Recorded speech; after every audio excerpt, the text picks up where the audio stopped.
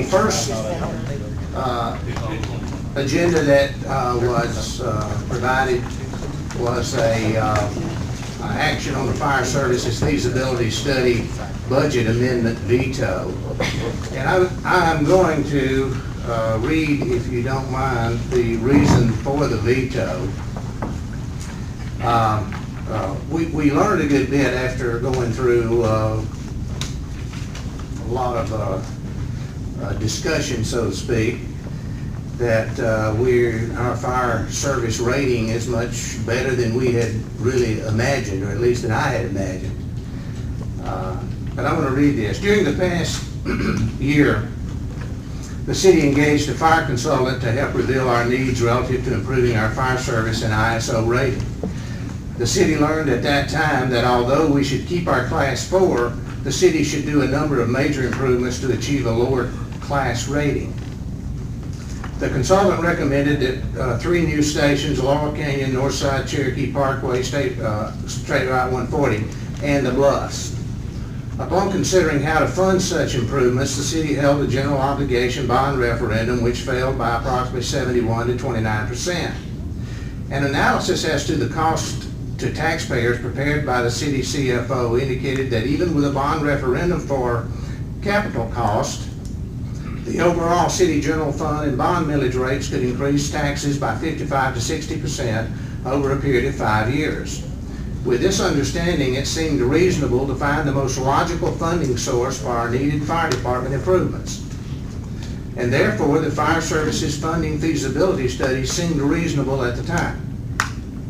However, results of our most recent ISO rating study reveal that the city did indeed maintain a Class 4 rating, but was within approximately 1.6 points of an ISO rating of Class 3. It appears, therefore, that an ISO Class 3 can be achieved relatively quickly and at a reasonable cost. At the recent Mayor's Town Hall meeting on May 23rd, it was clear to this mayor that the general consensus of those in attendance was that since the city was so near a Class 3, there was no longer an urgency regarding a quick decision as to the overall improvement of our fire service, and that the city, mayor and council, should go back to the drawing board and consider all possible delivery methods to provide for our fire service needs by the most cost-effective means. It is my recommendation, in view of our recent near Class 3 rating, that the recently appointed Fire Services Committee, along with the city staff, begin immediately to investigate the required needs of our fire service to achieve a Class 3 rating, to estimate the cost and time required to achieve a Class 3, and to determine what, if any, additional funding is necessary at this time. It is my belief that the Fire Services Funding Feasibility Study, at a cost of approximately $15,000, should not be conducted until the Fire Services Committee has evaluated and recommended the most feasible method of meeting our fire service needs. Therefore, I, Gene Hobgood, Mayor, City of Canton, do hereby veto Budget Amendment 9 as approved by the Canton City Council on May 16, 2013. The procedure has been set up that this meeting was called in accordance with our charter regarding the mayor's veto, and therefore it appears that we don't have a quorum here, and therefore, in my opinion, the veto is sustained. Now, since we can't even bring the meeting to order or actually adjourn it, what I would like to do is basically everything will remain on hold until our next meeting. I'll be happy at this point to allow, and I think these gentlemen here will too, those in attendance, to hear any public input that we normally would hear at the meeting anyway. We had a couple of folks sign up to speak. John Cagle? Yes, sir. I mean, it's kind of skimpy here, but the ones here will certainly be willing to listen. Maybe you can listen to the ears of those that weren't here. We'll try. Mr. Mayor, we had a honor that was given us a few weeks back by the county. And in so doing, not one member of this august organization here attended it that are here tonight, or anybody else here. Not here tonight. And we needed their input while they were there having that meeting. Besides that, it was a pretty good meal. Can't complain about that part. I think that at times, showing the flag brings out good feelings towards everybody else. And that You want to way, be more specific, please? by showing the flag, I mean what you're talking about. a member of this august organization here would be there to accept the plaque that has to be attached to the cemetery in Southview Cemetery. Have you seen that plaque? I have not. See Camille, she's got it. And in so doing, the only thing we're waiting on is possibility of putting another sign out where it can be really seen, along with a map of the cemetery and who is interred where. That way, people won't be calling up you or the secretary or anybody else, or even me, and they have that too, trying to locate their loved ones that are interned in Southview Cemetery. Now then, enough of the bad subject. The good subject. You have probably done one of the better things I've seen in Canton by going to the Bluffs Parkway and Fate Con by putting in a fish count. And in so doing, that fish ramp, excuse me. In so doing, I see many vehicles, as you know, my house overlooks that. And later on, that will start paying for itself quite well, I believe. I would suggest only one or two other things. A couple of picnic tables that would be anchored to the ground due to the fact it's in the country, and possibly a security light. The security light, I'm not too overly anxious to see that. But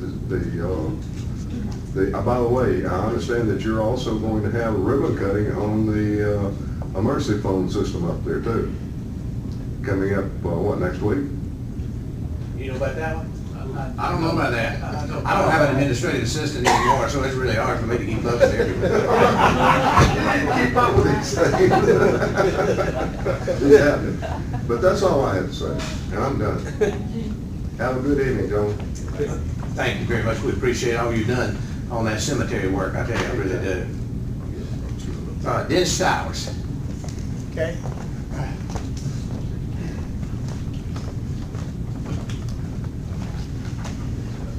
Thank you, Mr. Mayor, for allowing me to speak, council. Appreciate it very much. I'm a business owner here in the city of Canton. Have been for 42 years.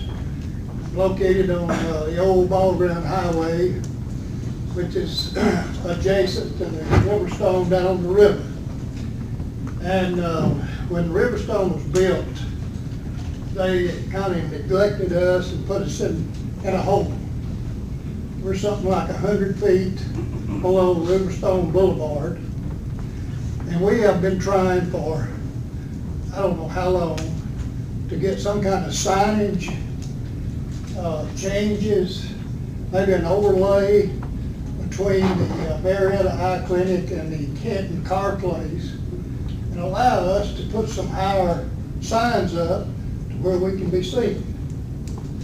The other thing, and I have talked to Ken about this, had him involved, and I talked to some of you, this possibility of doing some kind of signage at the end of the old Ball Ground Highway, Riverstone, at the red light, but it has to be located on the right of way.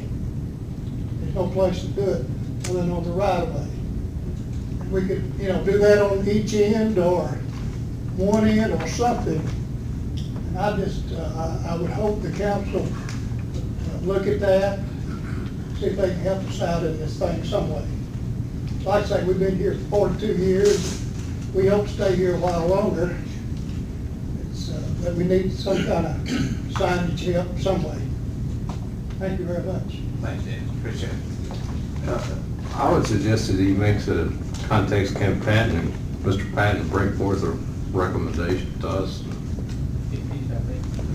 I know he's talked again. I think that it looks like it's kind of a couple of possibilities, and again, one would take an amendment to the sign ordinance, I assume, to have it high enough to be seen up on Riverstone Parkway, and another would possibly, I mean, the city could possibly, I guess, have signs, you know, kind of like the county's got or something at either end there, where they're sort of directional, but they could also have their name on them, to pay so much for a year or whatever.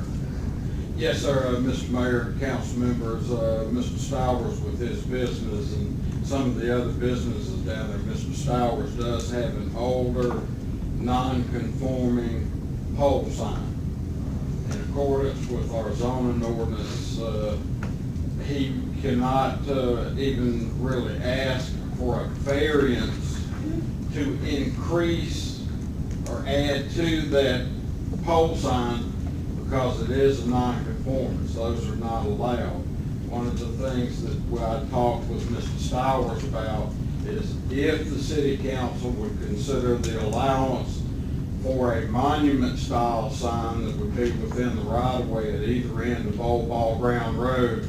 It's almost like a identification sign for all of the businesses along Old Ball Ground Road that could have their street address number and that business name in a lower style sign that would let everybody know that they're down there. Was an option that we had talked about, and I think that there are quite a few of the businesses down there besides Mr. Stowers that seem to be amenable to that, but that would take the city council approving these signs to go in right of way. Our sign regs don't allow signage in right of way. But these would be signs owned by the city.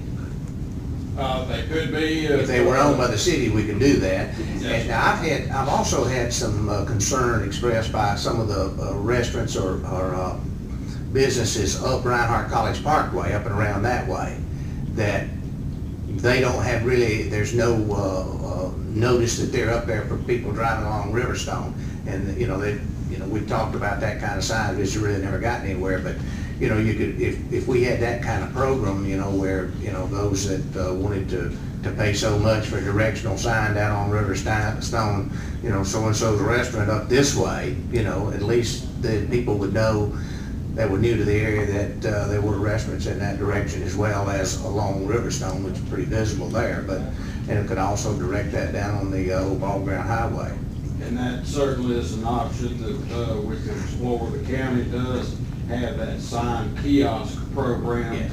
With a third-party private sign corporation in which the private sector does pay a fee to that third party for advertising space on those signs. Those, for the most part, are a lot of subdivision notification, but I believe that there are some businesses that do advertise on those also, and those are within county road rights of way. And that is certainly something that our office can work with council on, if that's the way that the council would want to move on something of that nature. Mr. Wood, could we look at what it would take to get something like that going? I mean, bring something to the council for their review?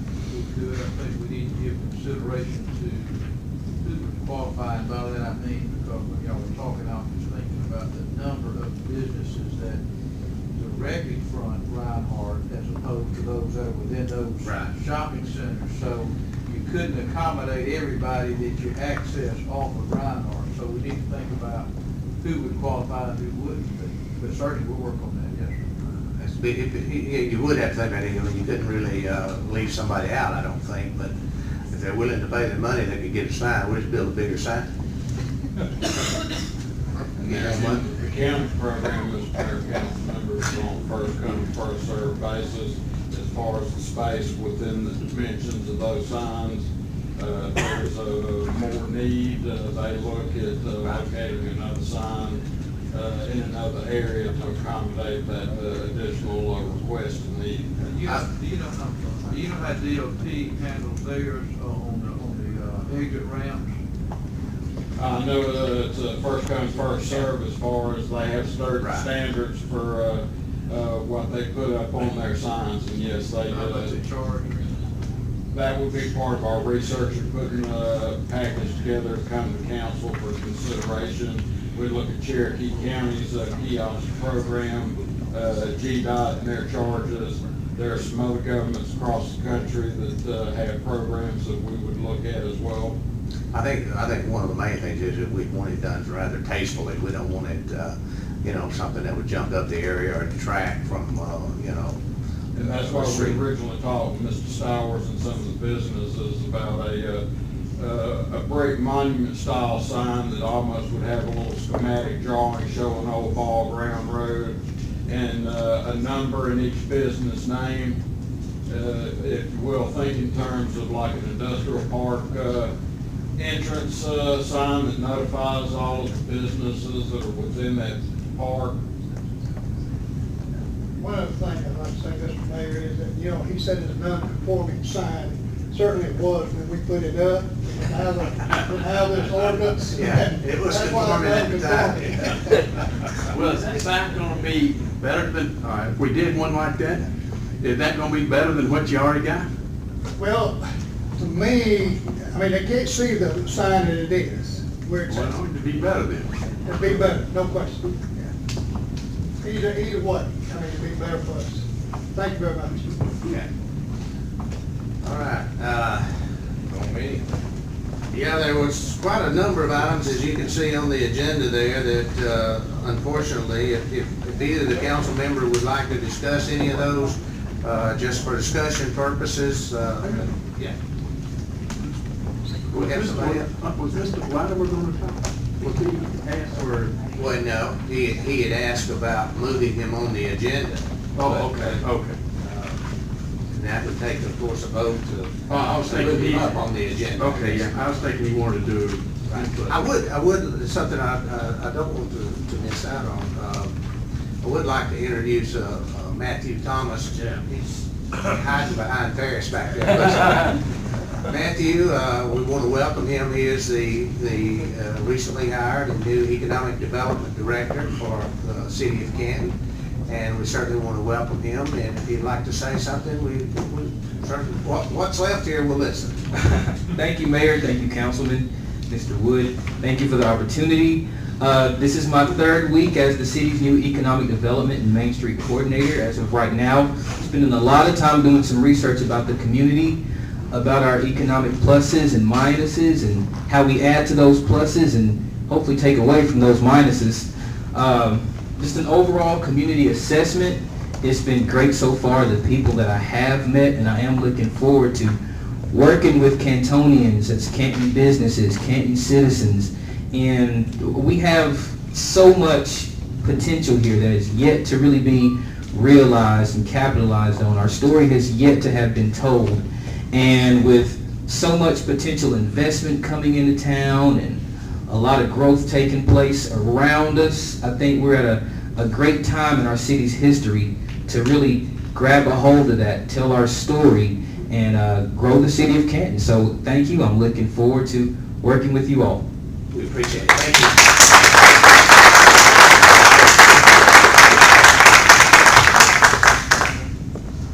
All right.